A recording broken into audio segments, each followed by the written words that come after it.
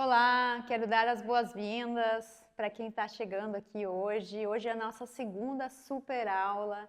Ontem nós tivemos a nossa primeira super aula aqui do desafio do arquiteto de sucesso. Então, se você é um arquiteto que é iniciante na carreira ou mesmo um arquiteto já com bastante experiência, se você está aqui hoje, eu já quero começar te dando os parabéns, porque eu tenho certeza que o que te trouxe até aqui é a vontade de mudar algo na sua trajetória e nos seus resultados empreendendo no mercado de arquitetura.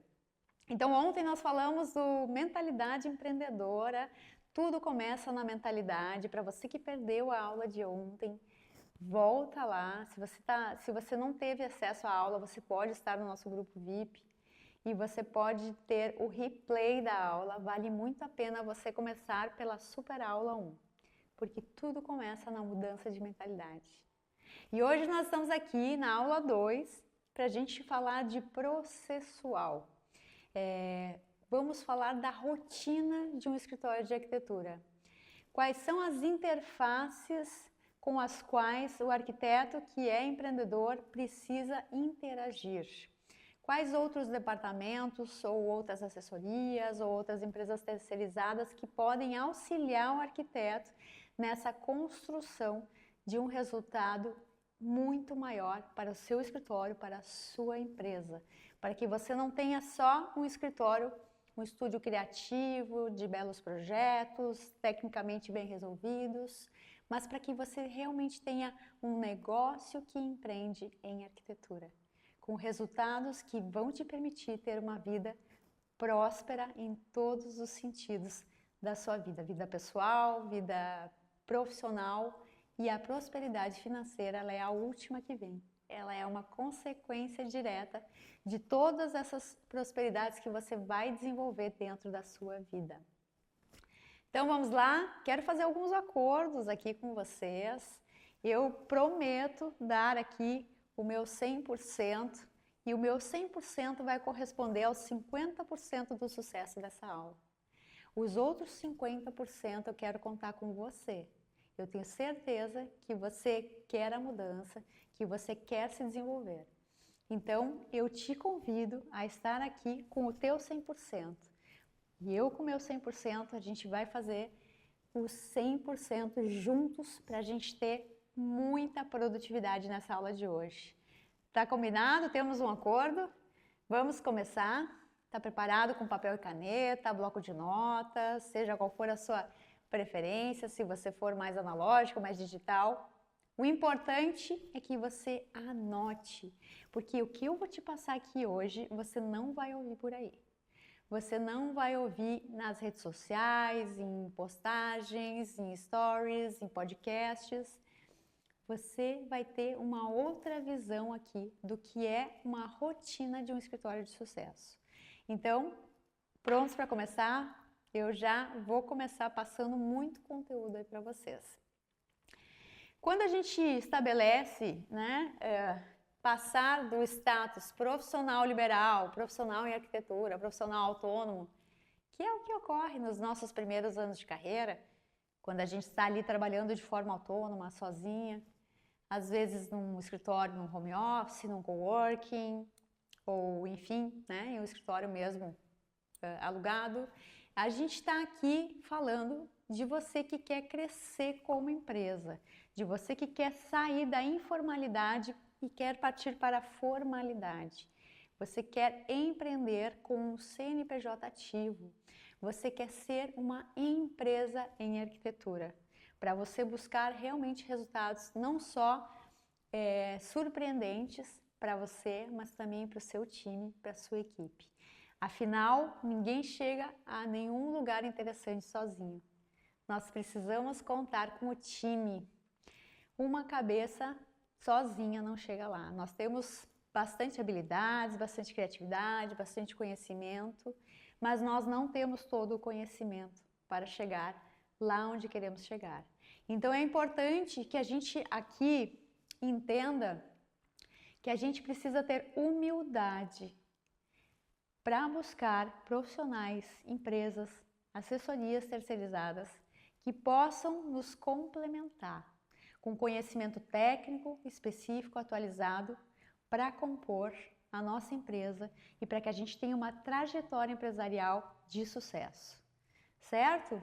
Então nós vamos falar aqui do processual, nós vamos falar aqui da importância, né, de você ter uma parceria, um apoio, uma assessoria jurídica, financeira, que você olhe também para a gestão na arquitetura como algo processual, como algo que tem que ter uma organização, um planejamento, um início, meio e fim, com muita cautela, com muita assertividade.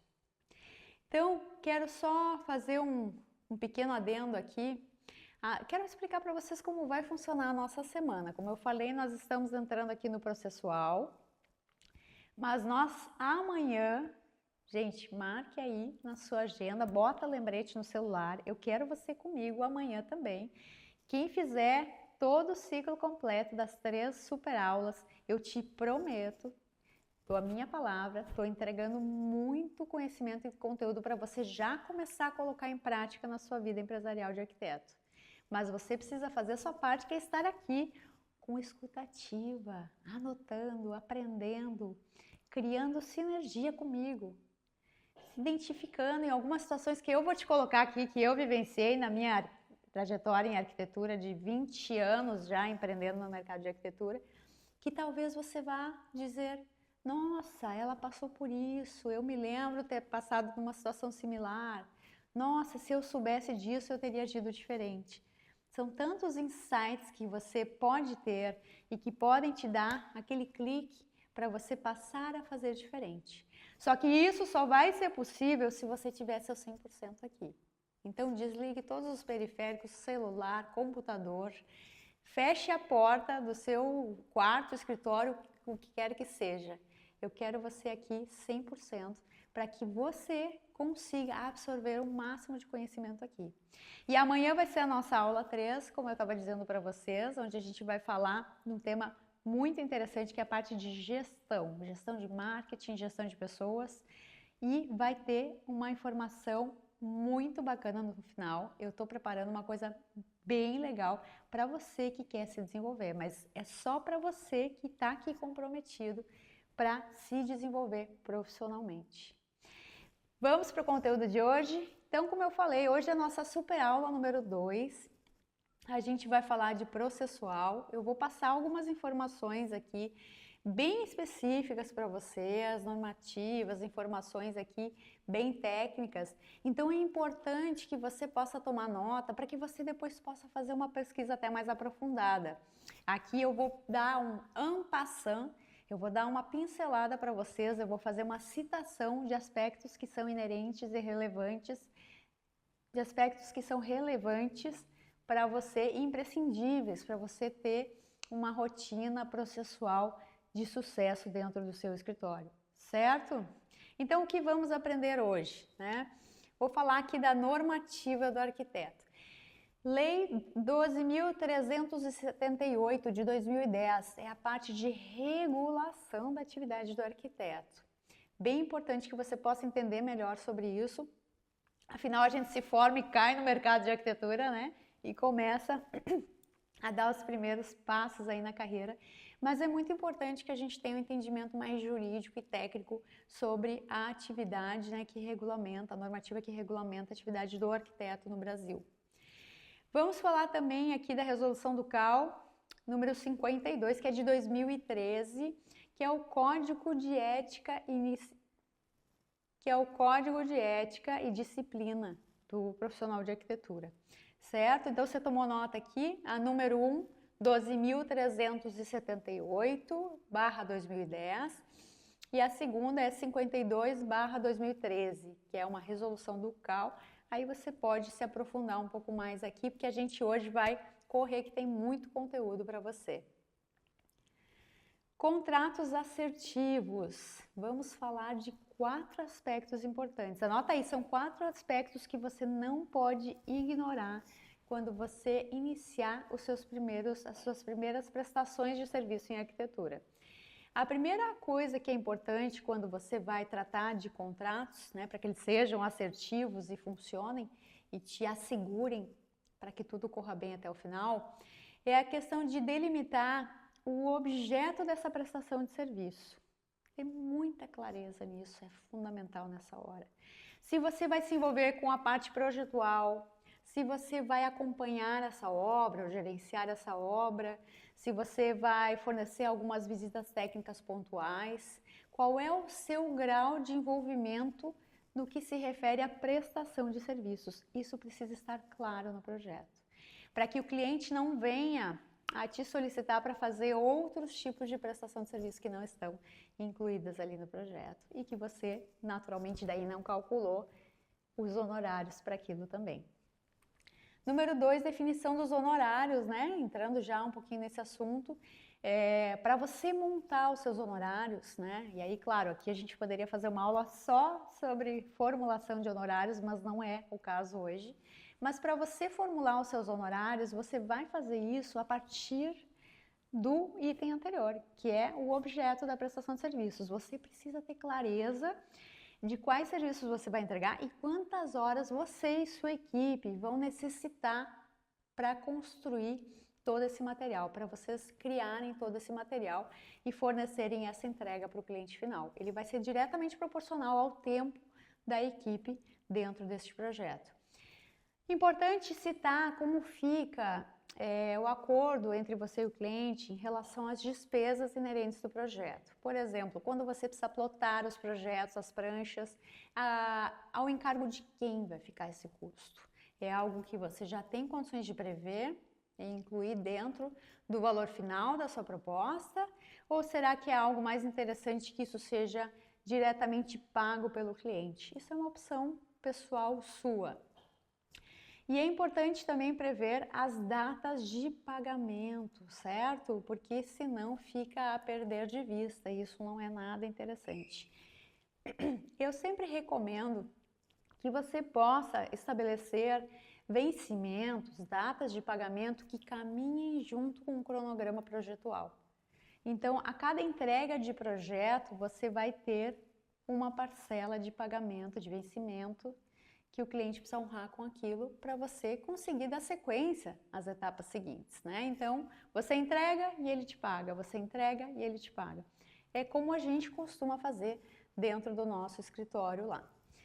Previsão de divulgação nas redes sociais e outros meios, né? É importante que você também inclua nesse contrato cláusulas que te resguardem e te permitam ter o direito de uso das imagens que você vai produzir com o projeto. Que você possa ter autorização do seu cliente de publicar as fotos no seu portfólio, seja na rede social, seja um portfólio que você vai colocar em alguma plataforma, mas que você possa ter o aval, a anuência do seu cliente aqui. Contrato devidamente assinado pelo cliente, né? Você pode fazer isso de forma presencial, isso é o modo mais tradicional que tem, quando você atua, trabalha na cidade do seu cliente ou uma cidade próxima, você tem condições de fazer uma assinatura tradicional ali, presencial, mas se você atua numa cidade que fica distante da cidade do seu cliente, você pode trabalhar com as ferramentas que existem hoje para você poder assinar esse contrato digitalmente. Hoje tem várias plataformas que já estão disponíveis no mercado para que você possa utilizar para fazer essa assinatura digital. Mas não deixe de fazer a assinatura antes de começar o desenvolvimento dos trabalhos. Não pode ser durante, não pode ser depois. Tem que ser antes, para que a regra seja clara. Lembre-se daquela máxima: tudo que é combinado não é caro. Tudo que está no papel está documentado. Por mais que seja amigo, próximo, familiar, um pedaço de papel, como a gente fala, é documento. E já dá uma orientação do que se pode e não se pode fazer. Vamos adiante? Tem muita coisa aqui. Quero avançar aqui com vocês. Espero que vocês estejam anotando tudo e que provavelmente estão se identificando com algumas situações que já vivenciaram, onde não tiveram contratos e de repente tiveram alguma surpresa no meio do caminho. Então entendam que isso hoje é uma prioridade. Agora vamos falar do direito do arquiteto, né? O direito de uso de imagem, eu comentei agora há pouco com vocês, né, que isso precisa aparecer dentro do contrato. Direitos autorais.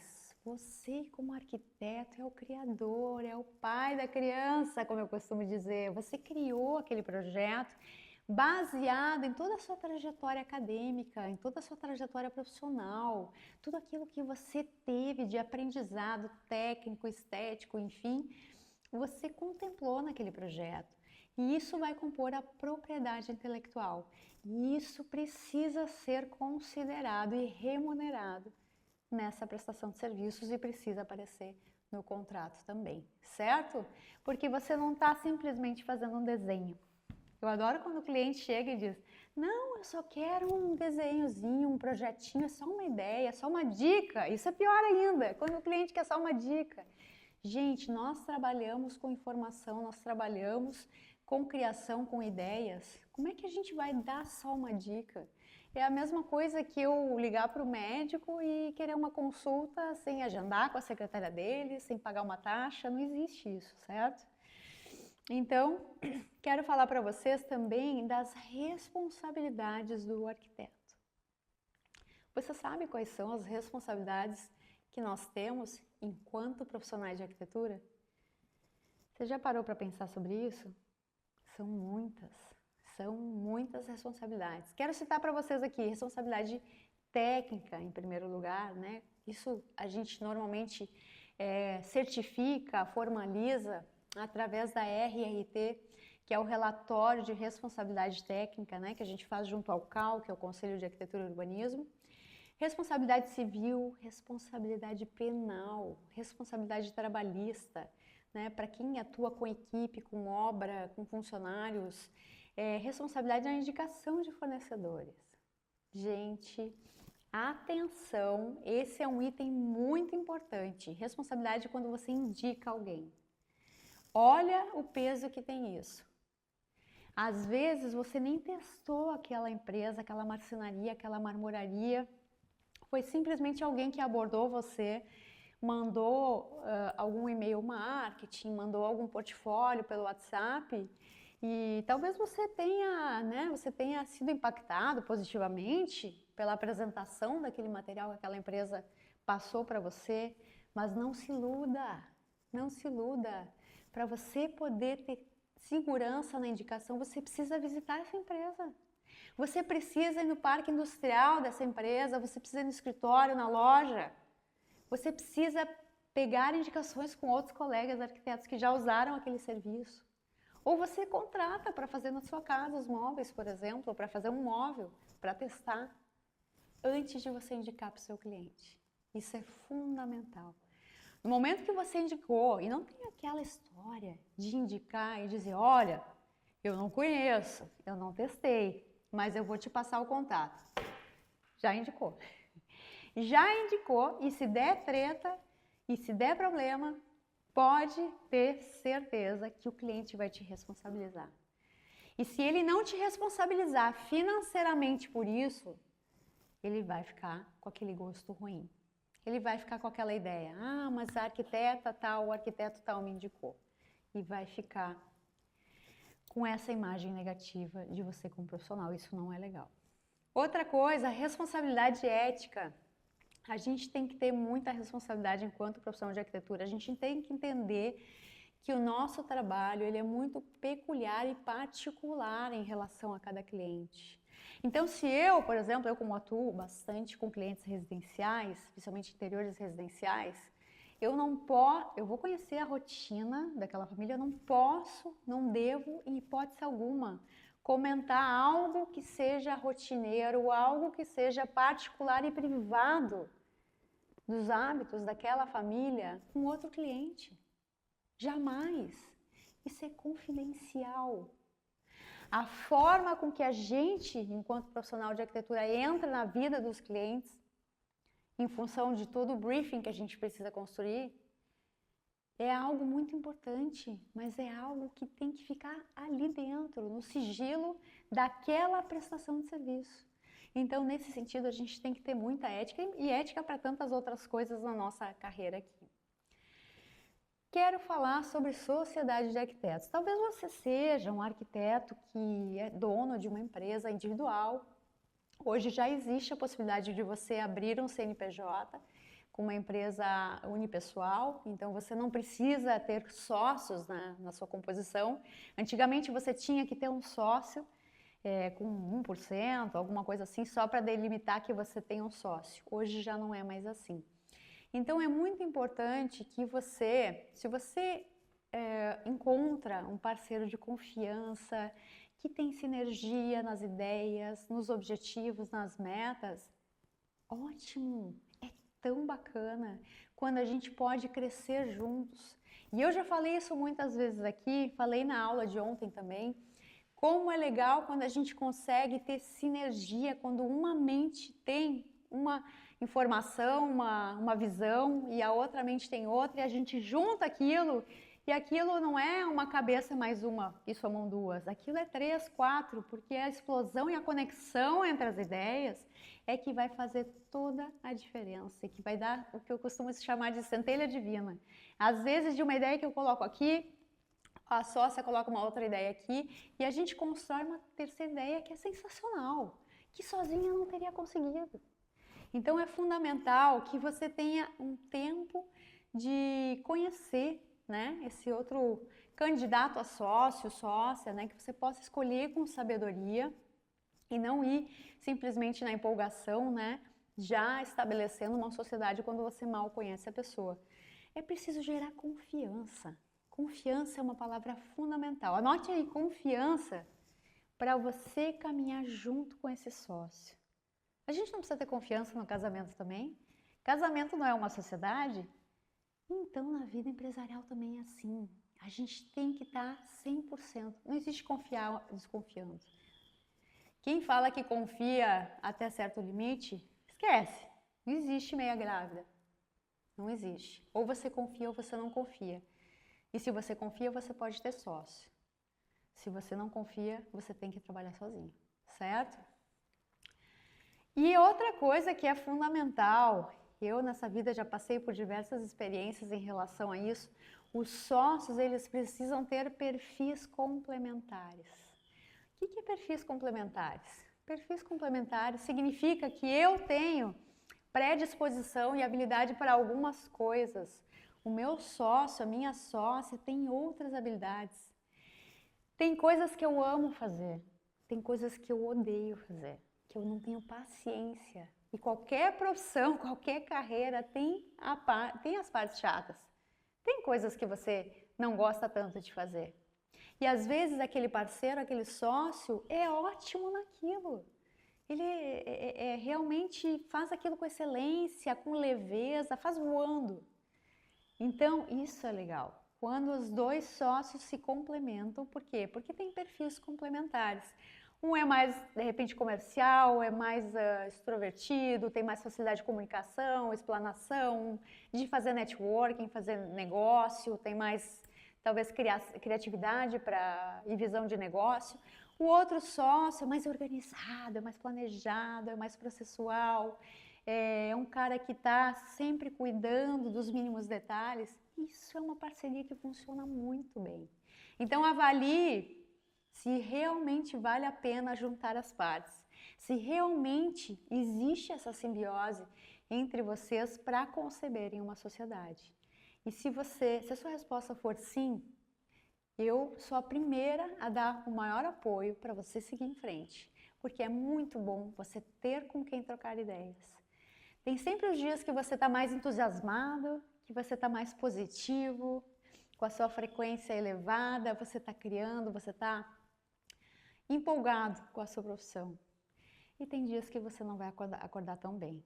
E tem dias que você não vai acordar tão bem. Tem dias que você vai estar desestimulado, que você vai estar sem entusiasmo. É do ser humano. Esses altos e baixos, é cíclico. Não tem como a gente estar todos os dias igual.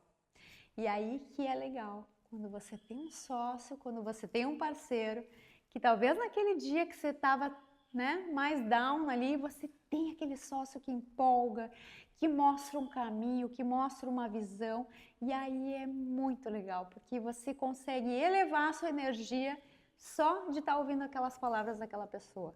Vale muito a pena você conviver com pessoas que querem chegar longe. Avalie as suas companhias. Avalie com quem você está andando hoje. Se são pessoas que estão buscando um crescimento ou se são pessoas que estão sem objetivos. Ande com pessoas que estão buscando algo maior. Ande com pessoas que têm objetivos similares aos seus. E aí eu tenho certeza que você pode chegar muito longe. Então vamos falar aqui da questão também de determinar o tipo de sociedade, né? Isso aí é fundamental. Existem vários tipos, né, de modalidades de regime tributário, empresarial. Você pode tirar mais dúvidas com assessoria jurídica, contábil, aí para você levantar essas hipóteses todas. Registrar a CNPJ, né? Registrar a sociedade significa você formalizar, você sair do informal, de empreender na pessoa física e você abrir um CNPJ. Então, esse também é um grande passo aí que muitos profissionais liberais fazem quando viram empreendedores em arquitetura. Contratação de um contador de confiança. Eu costumo dizer que você tem que ter um contador, uma contadora que seja seu amigo, sua amiga. Você tem que poder ir no escritório dessa pessoa, você tem que poder bater papo de como está a empresa, de quais são as possibilidades, de qual é a forma mais adequada para você transitar em relação à sua empresa, aos tributos, aos recolhimentos, ao regime tributário mais adequado em relação ao tipo de serviços que você presta. Porque você pode perder muito dinheiro se você ficar desinformado em relação a essa parte contábil e fiscal. Entenda isso. Então vamos falar de forma de tributação. Eu citei para vocês que isso pode ser um grande acerto ou um grande erro. Se você vai escolher o regime de tributação que não está adequado com a sua atividade. Você pode estar correndo o risco de pagar muito mais impostos do que necessitaria. Ou você pode estar correndo o risco de estar realizando atividades que não estão contempladas no teu tipo de CNPJ, no teu tipo de objeto social e empresa. Então, assim, existe o Simples Nacional. Esse é o mais recomendado para os profissionais de arquitetura. É mais fácil de gerir, os impostos são integrados na questão do recolhimento.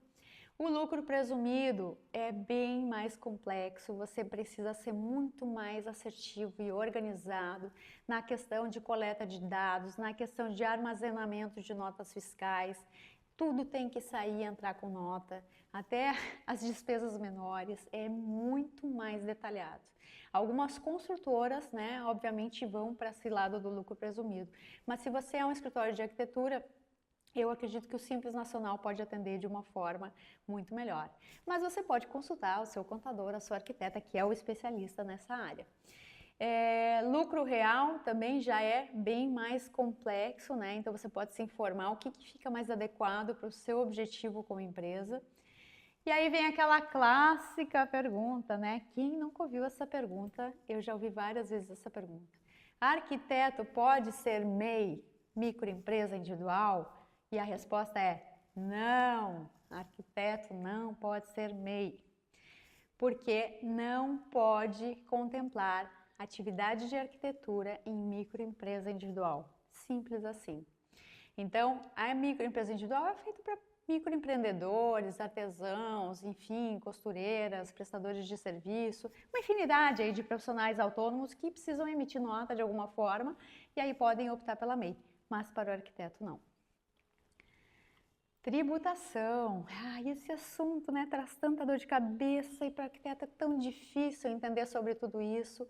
E além disso, isso são informações muito detalhadas e que se atualizam toda hora.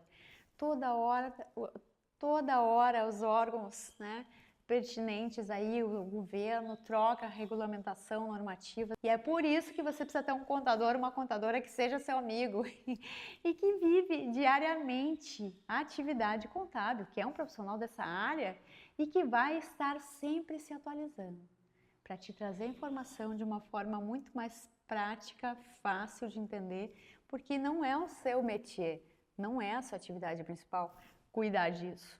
Você tem que ter um conhecimento básico, você tem que ter noções, afinal você é um empreendedor em arquitetura.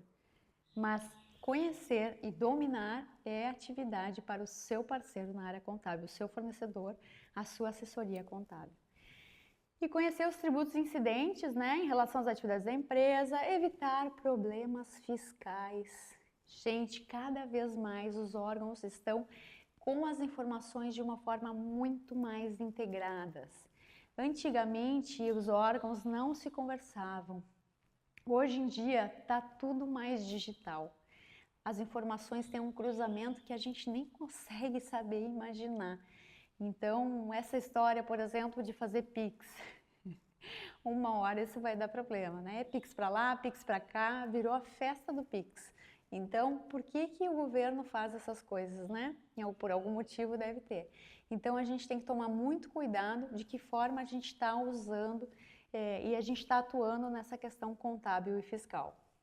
E planejar de forma assertiva a questão da margem de lucro da empresa, né? Como eu falei na aula de ontem, planejar meta, planejar objetivo, planejar o quanto a gente quer crescer. E aqui vai entrar isso. Qual é a margem de lucro que a gente, como empresa, quer e deseja e acredita que pode ter? Isso também tem que ser traçado. Não é algo aleatório que a gente vai aguardar para ver como acontece. É diferente. A gente coloca o objetivo, qual é a margem que a gente quer ter e aí a gente vai montar uma estratégia para isso. Compliance, quem nunca ouviu falar nisso, é um termo muito específico e muitas vezes a gente vive tanto dentro do nosso mercado, e muitas vezes a gente vive tanto dentro do nosso mercado de arquitetura que isso acaba sendo uma coisa distante da gente. Mas compliance, traduzindo de uma forma assim bem fácil de entender, nada mais é do que a sua empresa estar em conformidade com as normativas, com as legislações competentes. Então, isso em relação aos padrões, às políticas, os requisitos, regulamentos, ter transparência como empresa também, segurança, né? Todo conjunto de leis, regras. Então, isso é compliance. Agora, vamos voltar para a palavra planejamento, planejamento financeiro. Quem nunca, né, gente? Quem nunca misturou dinheiro pessoal com o dinheiro da empresa? Isso é muito natural no início de carreira. Mas no momento que você decide sair de um status de informalidade, de profissional liberal autônomo, e passar a empreender em arquitetura, operando com o CNPJ, isso não pode, não deve mais acontecer. Você precisa separar a pessoa física da jurídica. Você não pode misturar as coisas. Muitas vezes você tem um sócio ao qual você deve prestar contas. Como é que você vai utilizar a reserva da empresa para cobrir uma despesa da pessoa física? É impossível isso. É aí que começa a gerar os problemas. Então, você tem que estabelecer um prolabore individual que você possa contar com ele todo dia 5, todo dia 10 de cada mês. E que a sua vida financeira pessoal possa estar em concordância com esse prolabore que você vai receber. Se você tem cônjuge, você pode, né, somar as receitas, planejar sua vida financeira em função da contribuição dos dois, dependendo dos acordos, né, que cada casal tem. Mas é fato que você, mesmo sendo um profissional de arquitetura, que não recebe igual, que não tem o mesmo número de projetos todos os meses, não tem o mesmo número de receita, porque os projetos variam, os valores de honorários variam, então a sua receita como empresa, ela é muito variável. Mas não significa que naquele mês gordinho, né, de vacas gordas, como a gente fala, naqueles períodos de bonança, que você vai se permitir retirar mais dinheiro para si. E aqueles períodos de vacas magras, nossa, é dureza, né? O período da escassez, é osso duro para chegar até o final do mês e conseguir cobrir as despesas. Não pode ser assim. É por isso que você, mesmo sendo o único sócio da empresa, você precisa ter uma retirada de prolabore mensal fixa. Um valor fixo E aí você vai montar toda a sua relação de consumo, né, de gastos, de despesas pessoais em função daquilo que você recebe no seu Prolabore. Entrou mais na empresa? Deixa na empresa. É para sustentar aqueles períodos de vacas magras, para você ter subsistência, para você saber que você vai estar seguro quando não entrar em tantos projetos, quando ocorrer alguma coisa, algum fenômeno, alguma tragédia, alguma catástrofe ao nosso lado. A gente vive isso na história, é cíclico. Então é por isso que a gente precisa ser organizado com esse planejamento financeiro, certo? Tá fazendo sentido para vocês? Então comenta aí, anota, que eu tenho certeza aí que você vai começar a relacionar isso com o que você já faz hoje no seu escritório. A questão da distribuição de lucros, né? A gente fala aqui de distribuição de lucro entre sócios, supondo, né? E, enfim, a informação serve para quem tem sócio, mas também para quem tem empresa individual, também pode ter uma distribuição de lucros ao final do ano. Também pode ter uma distribuição de lucros ao final do ano ou 2 vezes ao ano. Enfim, isso é algo que você pode ter uma orientação e combinar diretamente com o seu contador, com a sua contadora. A distribuição de lucros é algo que sim, aí vai ter um valor variável. Vai depender muito se a sua empresa teve lucro ou não. Se teve... Vai depender muito se a sua empresa teve lucro, aí você com certeza pode fazer uma retirada de distribuição de lucro. A distribuição de lucro não é tributável, né? Então, diferente do Prolabore. E ela é variável, então, que você vai combinar de quanto vai ser essa distribuição de lucro. Você vai combinar isso lá no início desse planejamento financeiro diretamente com o seu contador, com a sua contadora. Dinheiro de obra. Ai, gente, eu já vi tanta coisa nesse mercado. Olha, quem trabalha com gerenciamento de obra, olha o que acontece. Recebe dinheiro do cliente para começar a custear a obra, certo? Para comprar materiais, adiantamento, aquela mobilização de equipe, marcação do terreno, enfim, para você poder gerir a obra, né? Para você ter um capital inicial e depois você vai recebendo mais aportes, mais pagamentos do seu cliente para você conseguir conceber aquele cronograma de execução de obra, certo? Mas olha o que é importante aí, esse dinheiro não é seu, esse dinheiro não é da sua empresa, esse dinheiro é do seu cliente. Não gaste o dinheiro do seu cliente. Não use o dinheiro do seu cliente para pagar a folha de pagamento do seu escritório, a internet, o aluguel. Não misture. É muito diferente. Às vezes o cliente faz aquele aporte, aquele pagamento inicial, dá aquela ilusão, pá, entrou uma bolada na conta. Não se empolgue. Você vai precisar desse capital para gerir toda a obra. E naturalmente, a sua retirada vem no final. O seu BDI vem no final. Então, informe-se aí sobre como você pode se remunerar com o BDI. Normalmente, ele vai até 20%, às vezes 10%, 12%, 8%, dependendo do custo operacional que você tem como empresa e dependendo da margem de lucro que você está projetando e incluindo nesse BDI. O BDI não é só o seu lucro, tá? O BDI ele tem que incluir também os seus custos como operação para você poder prestar aquele serviço para o seu cliente, certo? Só que isso vai vir no final. Por quê? Porque você sabe, quem nunca teve uma surpresa na obra? Ainda mais reforma, gente. Sempre tem o elemento surpresa. Sempre tem aquela parede que você abre e não sabe o que vai encontrar, um vazamento que ocorreu, às vezes no imóvel em cima, embaixo, se é prédio. Então você tem que ter uma margem de gordura, você tem que poder contar com esse valor não previsto para você suprir algum incidente, algum imprevisto de obra.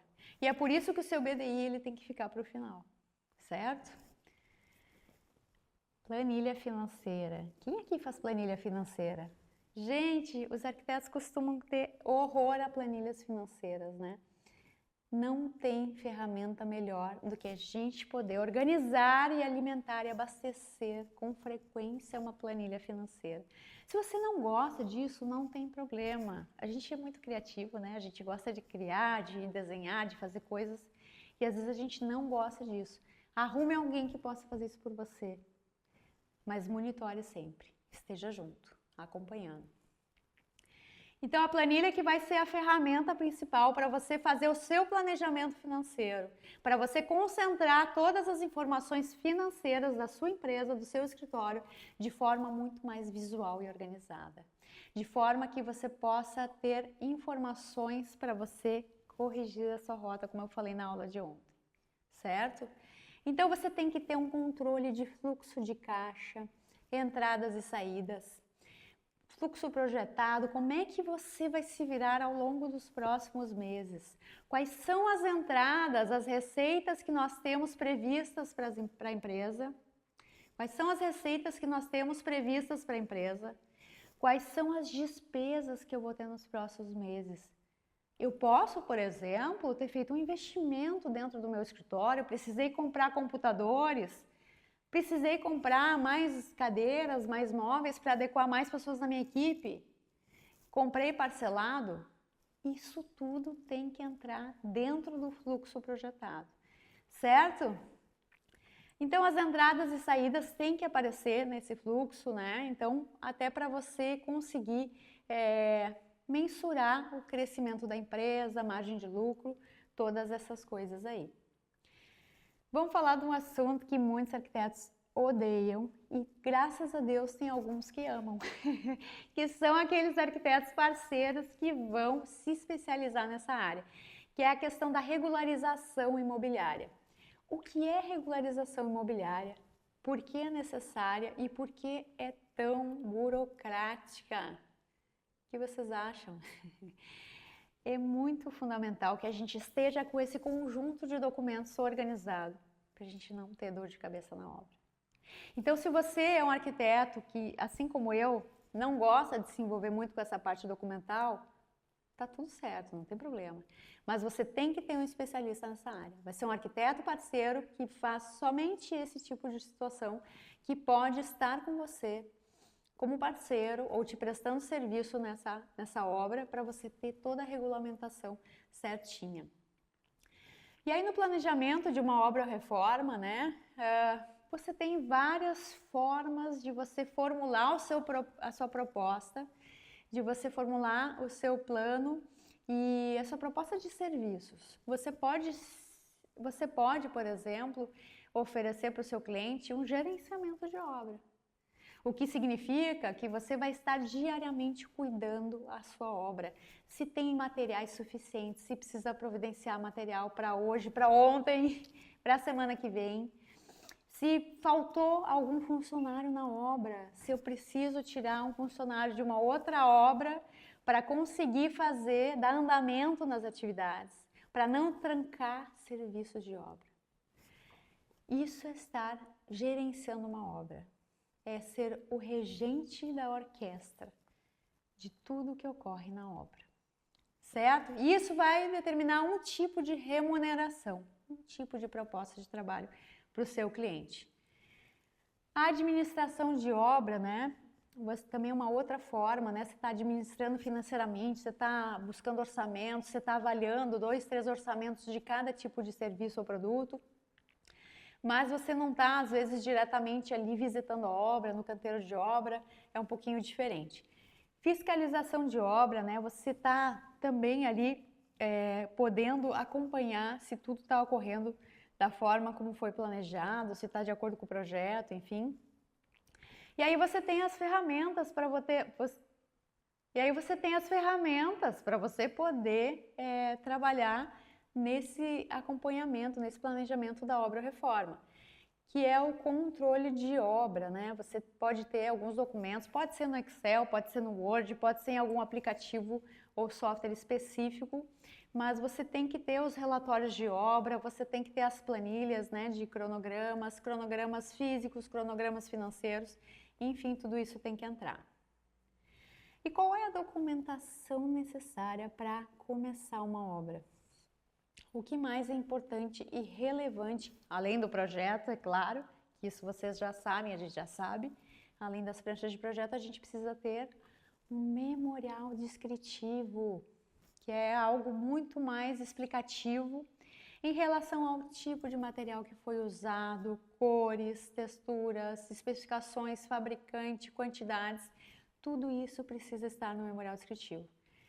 RRT, falei alguns minutos atrás, né, o relatório de responsabilidade técnica do CAL, emitido pelo Conselho de Arquitetura e Urbanismo, é o que atesta que você está assumindo a responsabilidade técnica, que pode ser sobre o projeto, se você está fazendo só o projeto, ou pode ser sobre a obra também. Quando você vai montar a RRT, você vai ter as opções ali no site do CAL, onde você vai marcar nas caixinhas ali os tipos de serviço que você vai estar prestando para o seu cliente. Documentação de acordo com a NBR 16.280, que é a norma de reformas, anotem aí, 16.280 NBR, para vocês estarem por dentro, né, da normativa referente à reforma, se você trabalha com esse segmento aí do mercado. Quais são as principais dicas para obra ou reforma? Bom, o projeto, a documentação atualizados, né, tem que estar disponível na obra, não pode estar só no escritório. Se vai um fiscal na obra, tem que ter onde procurar. Além do projeto, claro, estar colado nas paredes da obra de uma forma evidente, visível, para que a equipe do chão de obra possa se familiarizar com o projeto, possa fazer a leitura e executar de acordo. Verificar as regras do condomínio, se você vai trabalhar num condomínio vertical, horizontal, existem as regulamentações que são próprias do condomínio. Então, muitas vezes, além de aprovação na prefeitura, você precisa da aprovação do condomínio. Além disso, você precisa antecipar as compras e organizar as entregas, a logística. Isso é estar prestando atenção em todos os detalhes da obra. É aqui que muitos profissionais de arquitetura pecam, porque não conseguem antecipar o que vai precisar de material. E a obra muitas vezes para, porque não tem o material na hora certa. Porque não tem a chapa, não tem o serviço, não tem o papel de parede, não tem a luminária. Quanto tempo perdido, quanto isso representa em dinheiro que você está pagando um funcionário pagado, ou seu cliente. Então é muito imprescindível, é muito importante que você possa antecipar tudo aquilo que vai ser necessário em relação ao material de obra. Que você possa ter essa visão dos próximos dias e das próximas semanas, talvez. Porque muitas vezes tem materiais que precisam vir de outros estados. E aí leva tempo. Depende de estradas, depende de caminhões, depende de transportadoras e logística. Então você tem que se habituar e você tem que conhecer os tempos e os prazos de entrega para determinados tipos de materiais, para você conseguir antecipar tudo isso. Além disso, né, a gente tem aqui a questão de apresentar um cronograma de obra. Um cronograma tem que ser muito visual. Ele não pode ser complicado, não precisa ser feito em softwares, né, muito complexos, porque muitas vezes você dificulta a leitura por parte da equipe de obra. Então a informação ela tem que estar clara e evidente, ela tem que estar na parede. O funcionário tem que saber que na sexta-feira a elétrica tem que estar passada, porque vai fechar o forro de gesso. Senão o gesseiro chega na sexta-feira e não fechou, não foi feita a fiação de elétrica, não foi feita a infra, a fiação. E aí? Fecha o gesso e eu preciso de uma luminária nesse lugar, né? Aí chegamos nós arquitetos, mas faltou um ponto de luz aí. E aí faz o quê? Arrebenta o gesso para passar? Ou quem resolve fazer automação, por exemplo, decide fazer automação depois que o forro está fechado. Como é que vai passar a infra? Tem que ter planejamento. Percebem como tem que ter planejamento? Percebem como essas informações elas têm que vir lá no início, na fase projetual. E se de repente você é um arquiteto que lida com gerenciamento de obras, mas não é o criador do projeto, não tem problema, está tudo certo. Isso cada vez está ficando mais comum, né? Cada arquiteto na sua especialidade e é uma evolução da mentalidade do arquiteto, eu considero. A gente sempre fala isso aqui no MMA. Mas é importante que você, como gerenciador de obras, você possa ter essa simbiose, você possa trocar informações com o criador do projeto, com o arquiteto que concebeu e pensou aquele projeto. Se ele de fato não vai resolver propor para o cliente dele uma automação. Às vezes ainda dá tempo de promover alguma mudança no projeto. Agora na obra sai muito mais caro. Percebem? Então é importante também a questão, né, de a gente deixar claro para a equipe também. Todos devem estar cientes daquele cronograma de obra, todos devem estar avisados. Reuniões no canteiro de obra semanais, pelo menos, são imprescindíveis para não ocorrer dos colaboradores não estarem ao par do que deve ser feito, do que deve ser entregue, do que deve ser entregue no final de cada semana. Senão o cliente chega na obra na sexta-feira e nada foi feito. Ah, mas eu não sabia.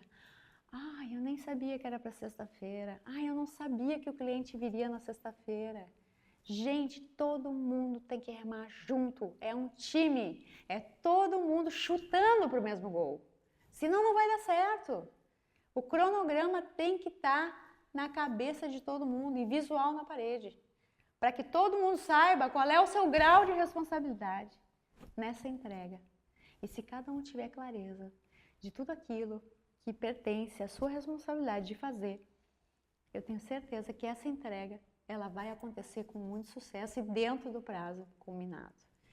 Vou dar algumas dicas aqui sobre como organizar da melhor forma, então, a obra ou reforma. 5 tópicos, anota aí.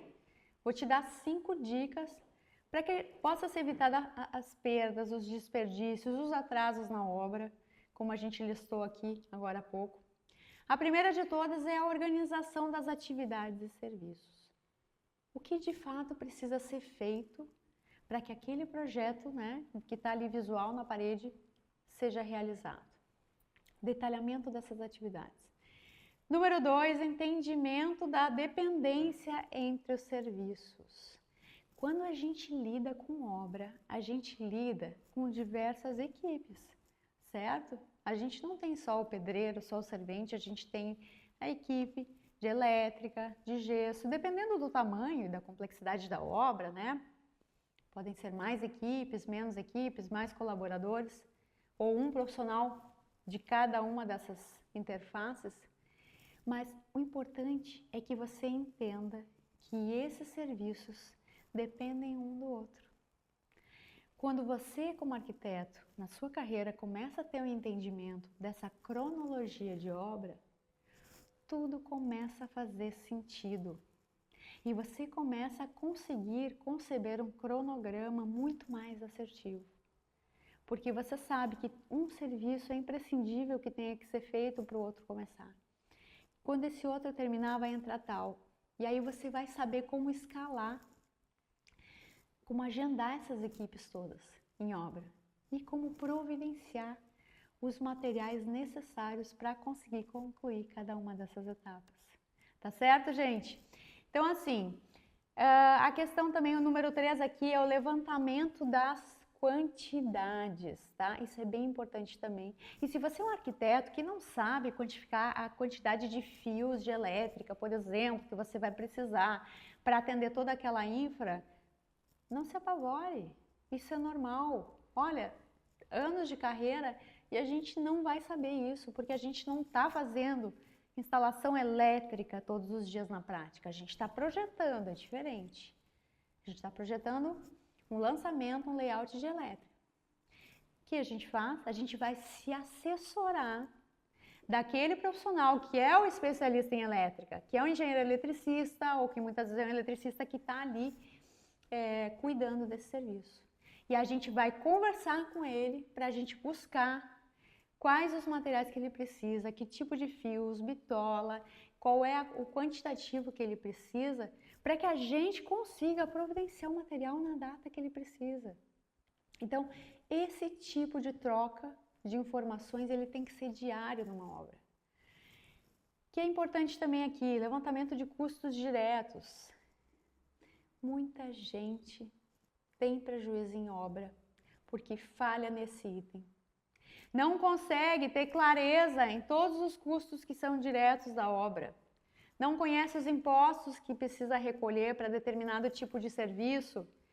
Não se lembra que precisa contratar tantas caçambas, por exemplo, para uma fase de demolição de imóvel. Não se dá conta que precisa contratar logística para a remoção, que precisa contratar uma limpeza pós-obra.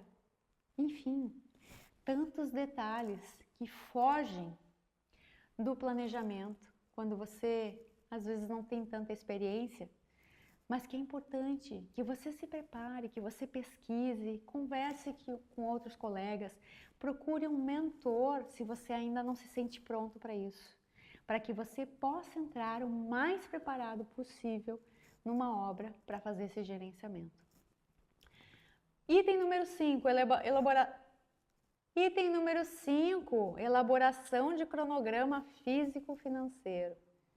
Isso é fundamental. Você pode ter um cronograma físico, onde vai listar todas as atividades que vão acontecer na obra, todas as fases, com datas de início, meio e fim. E você pode também criar um cronograma financeiro, que é o cronograma das datas onde o cliente vai fazendo os pagamentos, onde você, como escritório de arquitetura, vai estar liberando os pagamentos para as equipes de obra, para o seu time, para a sua coordenação. Isso tudo tem que estar registrado.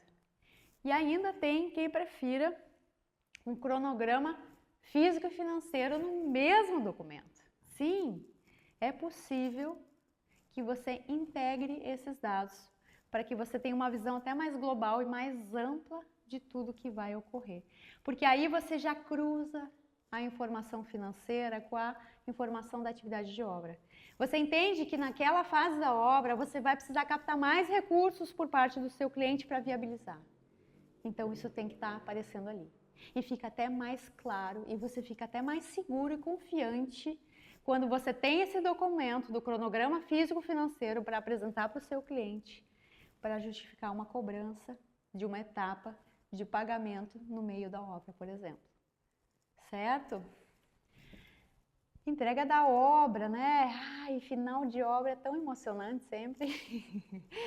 Ai, tem obras, né, que a gente às vezes fica muito apreensivo, né, para chegar na etapa final. Tem obras que têm uma data de entrega que é intransferível e às vezes quando a gente faz obras que dependem de condição climática externa, de chuvas, etc., né, obras que são de construção mesmo, esse cronograma ele pode acabar flutuando, né, ele pode ser volátil. Então, é com muita emoção que a gente chega num final de obra. E isso é um grande desafio para o arquiteto, mas ele precisa ter jogo de cintura para conseguir compensar muitas vezes quando tem um atraso de obra e é a hora que ele tem que correr dobrado para conseguir honrar aquele cronograma. Muito importante entregar também o manual de orientação ao usuário, né? Isso é bem importante, que todas as informações relevantes de como vai usar aquele imóvel, o que ele tem que cuidar no uso daquele imóvel no dia a dia. Documento de aceite da obra reforma assinado pelo proprietário. É como você vai formalizar a entrega final da obra na mão do seu cliente. É o famoso turnkey que você entrega para o seu cliente, você formaliza isso através de um documento. Gente, muita gente não faz isso. Esquece de fazer essa formalização. E aí é uma novela mexicana, porque o cliente acha que vai poder chamar você durante os próximos 6 meses, 1 ano. Você casa com o cliente praticamente. Então você tem que designar um período que você entregou.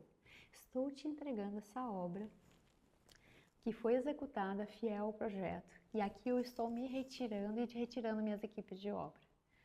Foi um prazer e até a próxima. Mais ou menos assim é que você vai se despedir daquele cliente, né? Esperando encontrá-lo em alguma outra oportunidade. Mas que você dá um fechamento de ciclo para aquela prestação de serviço. Senão você nunca mais sai da obra. E você não vai estar recebendo para cada visita que você volta na obra, certo?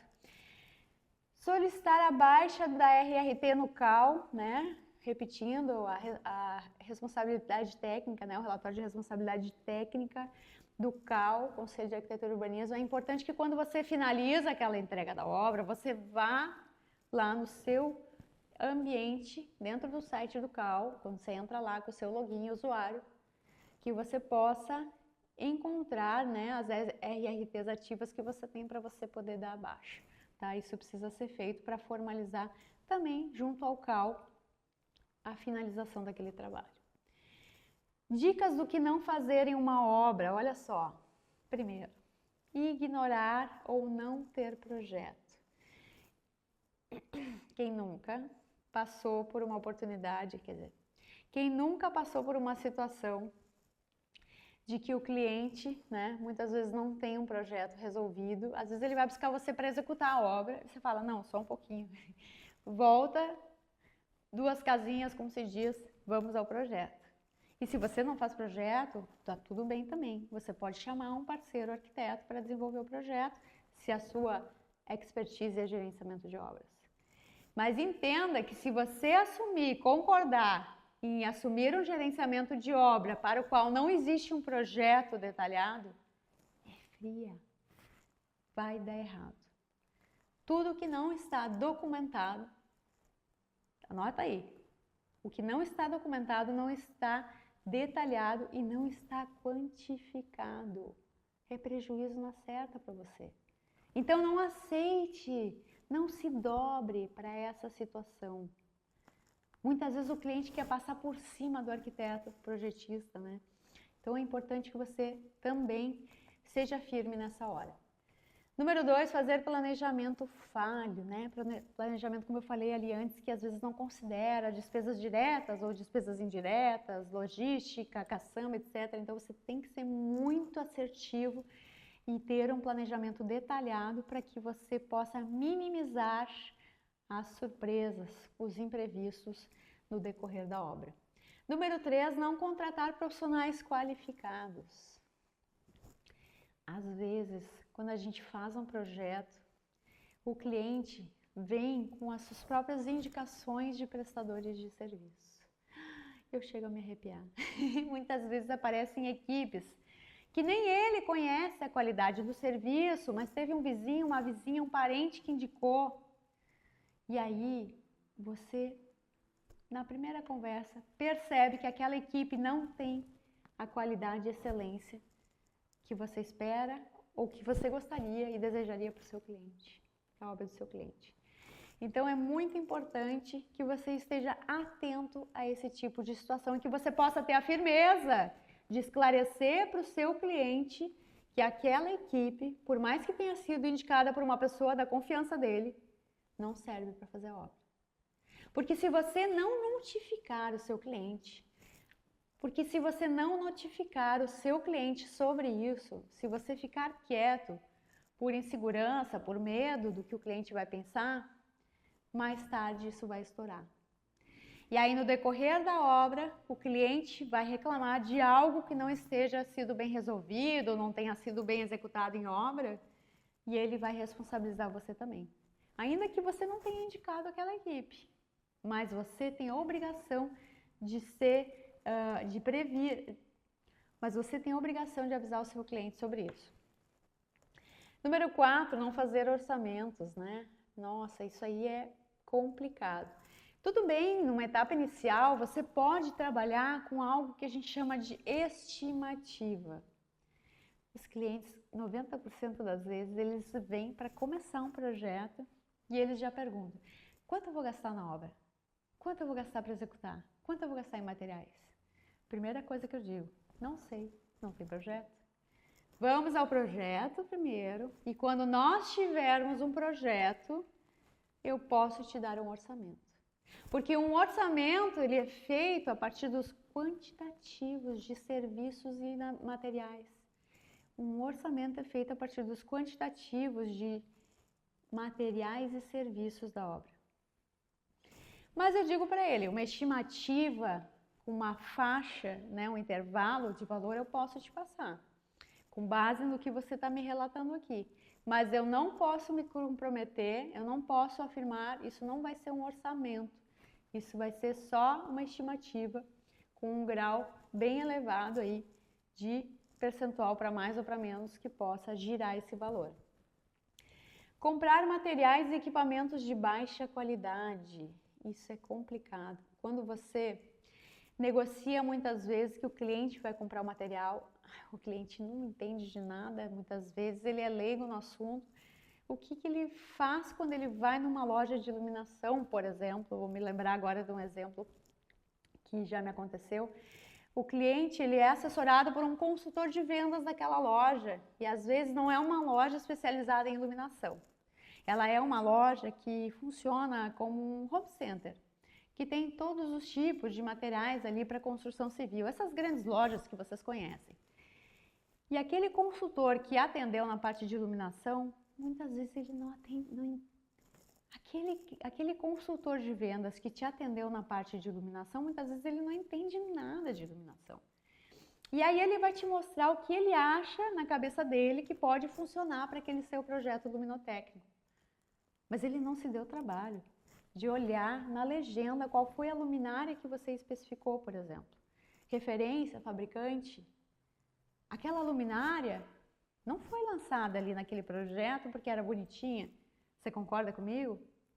Ela foi lançada ali porque ela tem as características técnicas apropriadas para aquela finalidade de iluminação. E aí, o que o consultor de vendas faz? Quer te empurrar alguma coisa para vender. A famosa venda goela abaixo. E o cliente quer pagar pouco, né? Qual é a mais barata? E compra uma luminária que não vai atender para aquela função. Eu já evitei tragédias, entre aspas, de cliente que estava na loja e me ligou e me disse, olha, ele está me dizendo que eu posso usar aqui a dicróica, a mini dicróica, e era uma situação de pé direito duplo, por exemplo. Como é que eu vou usar uma luminária como a dicróica, ou mini dicróica, né, que não tem a mínima condição de vencer uma situação de pé direito duplo? Se você já trabalhou um pouquinho com iluminação, você vai entender o que eu estou falando. A gente precisa ter uma par 38, por exemplo, que é uma luminária apropriada para vencer 6 metros de altura, certo? E ela estava quase comprando errado. E eu disse, não, pelo amor de Deus, não compra, porque não vai dar certo, você não vai ter iluminação chegando no térreo. Então, estou dando um exemplo aqui, não quero nem me alongar, mas é só compartilhando com vocês uma situação que já me ocorreu e como é importante, né, que a gente possa aqui assessorar um pouquinho nessa questão da escolha dos materiais. Às vezes o cliente quer pagar menos na qualidade do material e acaba tendo um problemão na obra. Outra coisa que é importante aqui, número 6, aí anota aí, é não seguir as normas recomendadas pelo fabricante dos materiais. Então você precisa ter pessoas na obra que se responsabilizem junto com você na questão de ler os manuais de uso, de entender como deve ser aplicado um produto, por exemplo, porque muitas vezes são produtos de investimento alto e uma aplicação errada pode botar tudo a perder. E obviamente que você, como arquiteto responsável pelo gerenciamento da obra, nem sempre você vai conseguir ficar lá 4 ou 6 horas do lado daquele profissional que está aplicando, por exemplo, um revestimento na parede ou que está aplicando um determinado produto.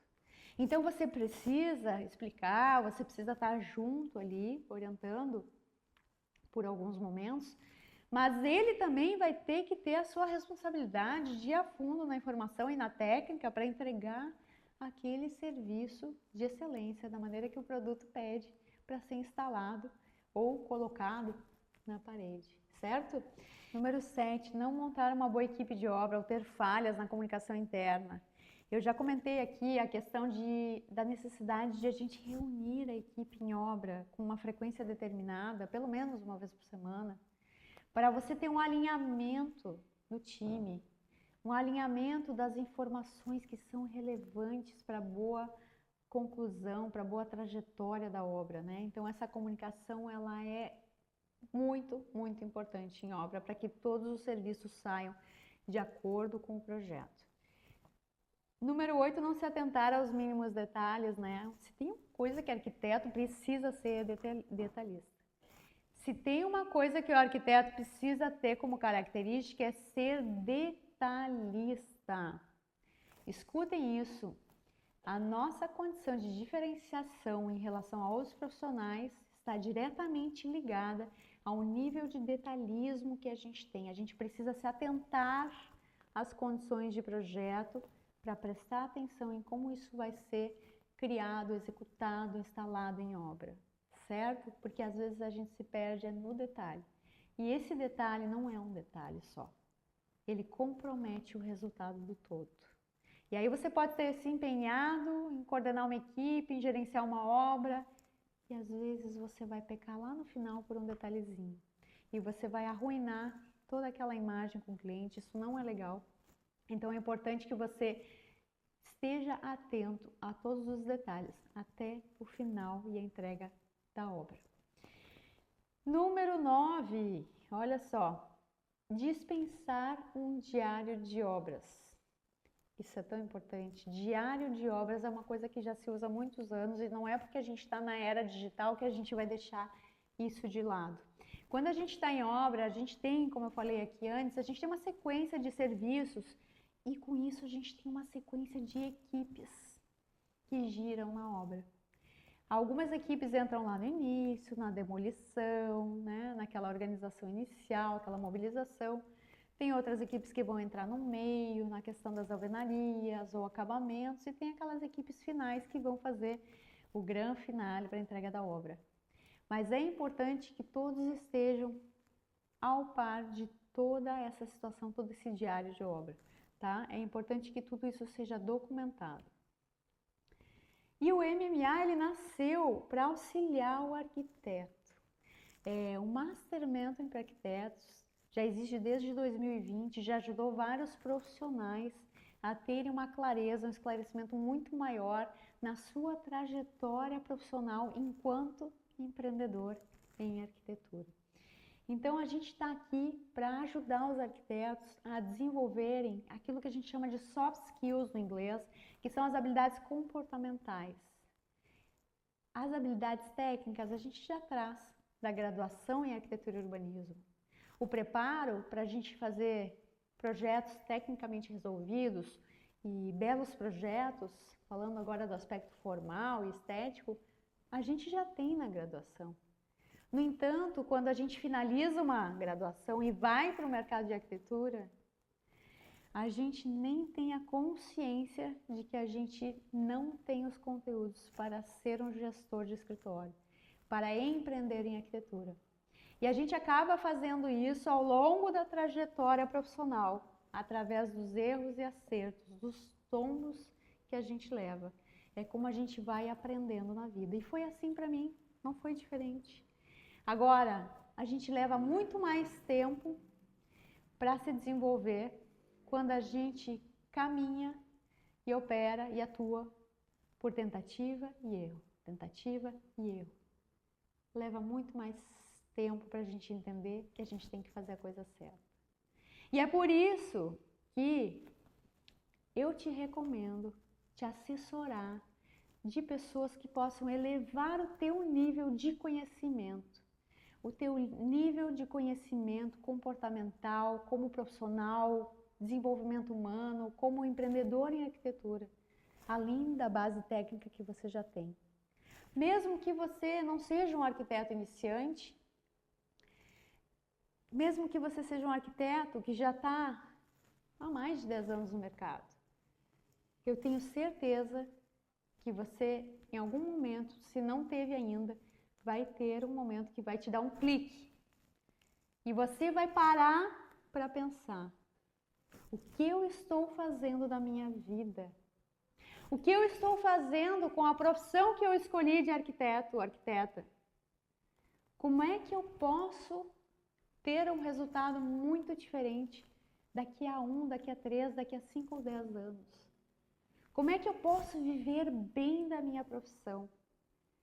Então, esteja com pessoas que estejam buscando objetivos grandiosos.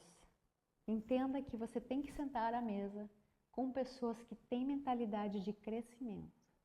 Aquelas pessoas, aquelas companhias que te puxam para baixo, aquelas pessoas e aquelas companhias que não te agregam nada e que te puxam para trás, para baixo, tire da sua vida. Ou pelo menos reduza o tempo de convívio com essas pessoas. Porque ninguém chega lá em lugares grandiosos de sucesso, onde só as águias chegam, se não estiver andando com outras águias. Escolha você, a sua companhia e o seu lugar que você quer chegar. E eu espero te ver aqui na aula de amanhã. Amanhã vai ser a nossa terceira super aula. Já estou ansiosa porque eu já estou aqui me lembrando agora dos conteúdos que eu tenho e que eu preparei para vocês amanhã. Amanhã vai ser muito bacana e a gente vai falar aqui de gestão de pessoas, a gente vai falar de gestão de marketing, várias coisas que são imprescindíveis, várias informações que são imprescindíveis para você já começar a colocar dentro da sua rotina, dentro dos seus processos de escritório. Isso se você deseja chegar em lugares bem mais elevados. Se você está bem como está, se está tudo legal, então essa live de amanhã não é para você. Se você já está bem onde está, então essa super aula 3, que vai rolar amanhã às 20 horas, não é para você. Agora, se você espera alcançar coisas muito maiores, conquistas muito mais grandiosas, conquistar o seu propósito, prosperidade na sua vida pessoal, na sua família, prosperidade financeira, prosperidade na sua saúde, então você tem que estar aqui amanhã. E eu te prometo que você vai sair transformado daquela aula de amanhã. Durma bem essa noite, esteja preparado, descanse e venha com todo entusiasmo, porque eu vou dar o meu 100%, esperando que você traga o seu 100%, para a gente fazer uma finalização grandiosa do desafio do arquiteto de sucesso. Te espero amanhã.